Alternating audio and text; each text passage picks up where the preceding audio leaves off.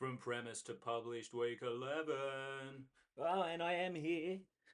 Yeah, look, it's me. I am here. I am real. I'm not AI generated as someone accused me of being the other day. Look, let's get straight to the point. For this video, I want to keep it short as always. It's Sunday here. I've got a few things to do. Got to go watch a friend play a gig. That's going to be good. So I won't take up too much of your time. I want to talk about why I want to write in the lit RPG genre and why I've been reading so much in the lit RPG genre lately. Perhaps a little too much, let's be honest. No fluff writing advice. Cut the fluff!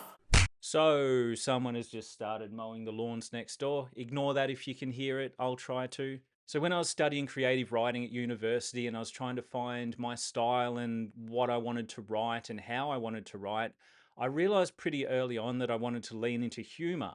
But I also found, or I should say, I couldn't find a lot of books that mirrored the way I wanted to write. I still remember the first time a book actually made me laugh out loud. I didn't think it was possible. It was Catch 22. I started reading, I knew it was a classic. I thought I'd been reading quite a few of the classics at that point. I think it was my early 20s. And I just expected it to be one of those, dry classic Dickens, whatever, Dostoevsky. But it wasn't. I found myself legitimately laughing out loud at that book. And it was the first time I thought, oh, hang on, books can be funny. But then I did find a few more humorous books over the years, but nothing really solid stood out. I did read a couple of the Discworld books. I remember not liking the first book. I'm not sure why that was. It felt a little bit too disjointed and chaotic, maybe. And then I read a couple more, and there was one that I really liked. Can't remember what that was, but so that was a good start. And then more recently, I read the first book in the Stranger Times series, and that made me laugh. But I knew I wanted to write fantasy, but I couldn't find many humorous fantasy stories. It didn't seem like humor didn't seem like a staple of the genre. And I don't know why at that particular point, sometime last year, I think it was YouTube, kept putting Dungeon Crawler Carl in my algorithm. Like, here's a Dungeon Crawler Carl, whatever, here's a review, here's that. And it's like, what is Dungeon Crawler Carl? It's like, it's lit RPG. I'm like, I don't fully know what lit RPG is. Funnily enough, in my first year of university studying creative writing, I think it was right after the first semester.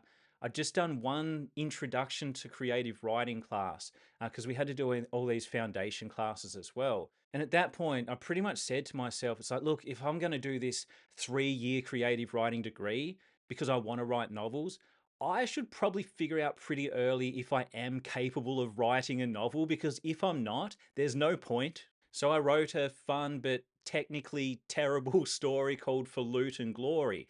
And I shouldn't have done this at this point, but I put it up on Amazon. It was on Kindle Unlimited, and so a few random people read it. And I remember it actually got a few positive reviews. It's like it got a few 5-star reviews, and I can tell you that is not a 5-star book. But one of the reviews mentioned lit RPG. It was something like, "Oh, this is like lit RPG, but without all the numbers." And I'm like, "What is lit RPG?" And I remember looking it up and seeing, oh, it's with numbers. It's like very game-like. It's like, I don't want numbers getting in the way of my story. I'm not getting into this. I guess my point is, what that reviewer was ultimately saying is my style fits the lit RPG genre, my natural style. It just doesn't have all the numbers.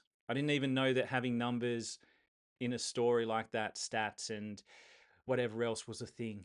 So yeah, last year, 2025, I finally took the plunge. I gave into the calling of the algorithm and listened to the Dungeon Crawler Carl audiobook. I was like, this is what I've been looking for all these years. And I didn't fully appreciate the numbers and the stats and all of the really tedious game mechanics. I still don't at times. They are growing on me, I'll admit that.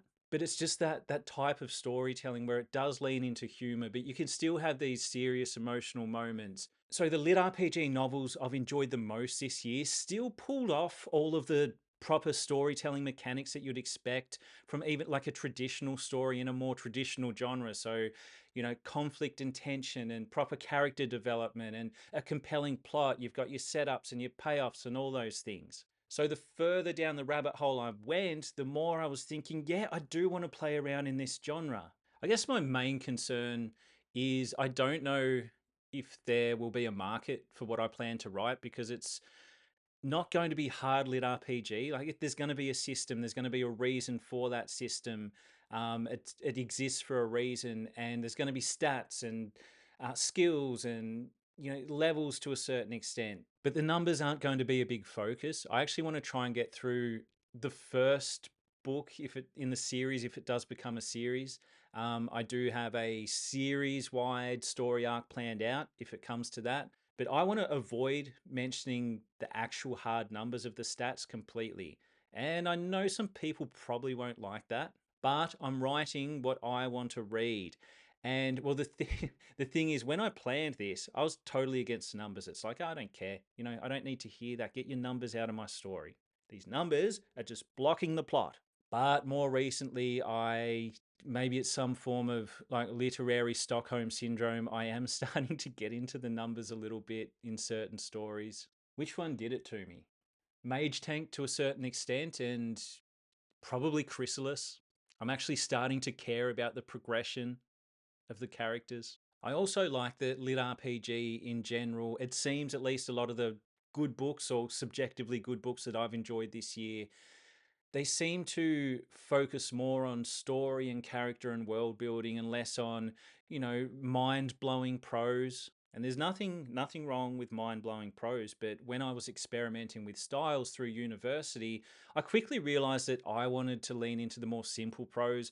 Like we did take a poetics course during that degree, and I enjoyed learning all of that stuff, but it's like in my general fiction writing, I just want to focus on telling the story. And I think, Brandon Sanderson has pretty much given all of us permission to write simple prose, and people can still enjoy those stories. And another thing that's drawn me to the lit RPG genre is the creativity. Like, you could write a story about anything, and as long as it's well executed enough, or you've got enough in there that's going to satiate people, you can get away with it. No one's going to, say, oh no, you can't write a story about with a protagonist who's a literal vending machine. You can, and someone did. I'm reading it right now. It's weird in a good way.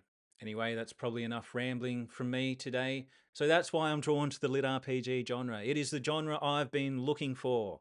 So I will write at least this one series in the genre. I have 100 more ideas. I mean, I almost want to do something that does lean into the numbers now and like a more complex system, but I don't know if I'll get to that anytime soon, knowing what my writing schedule's been like. Speaking of current word count, and this hasn't gone up much. It's been a pretty chaotic week with Christmas and New Year's and some other stuff that's been going on. But next week is meant to be my big writing week. I've got a couple of days where I don't have any other commitments.